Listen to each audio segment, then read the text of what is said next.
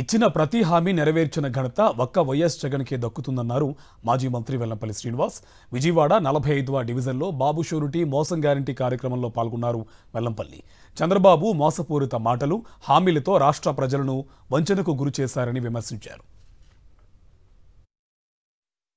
చంద్రబాబు చేసిన మోసాన్ని ప్రజలు నిలదీసే విధంగా ఎన్నికల ముందు ప్రతి ఒక్కరికి కూడా ఇతని మాట అయితే నమ్మరని చెప్పని ఒక పత్రం ద్వారా చంద్రబాబు పవన్ కళ్యాణ్ సంతకం చేసి త్రికరణ శుద్ధిగా ప్రమాణం చేస్తున్నామని చెప్పని జూన్ 24 నుంచి ఈ పథకాలు మీకు అమలు అవుతున్నాయి, ఇవన్నీ కూడా మీకు అందిస్తామని చెప్పి ప్రజల్ని మోసం చేసి జూలై 25 అయినా కానీ ఇప్పటికీ చేయూత లేదు, ఉచిత బస్సు లేదు, గ్యాస్ ఎంతమందికి ఇస్తారో తెలియదు, ఆరోగ్యశ్రీ మొత్తం పూర్తిగా కూడా నీరు గార్చేశారు, అదే ఫీజు రింబర్స్మెంట్ ఎక్కడ ఉందో తెలియదు, అమ్మ ఒడి అనేది ఇందాక మా పెద్దలు చెప్పిన ప్రకారం ఏదైతే జగన్మోహన్ రెడ్డి గారు కష్టపడి ఈ పథకాన్ని తీసుకొస్తే ఇది నారా లోకేష్ మెదడులోంచి వచ్చిందంట. ఏం మాట్లాడుతున్నారు చంద్రబాబు నాయుడు గారు?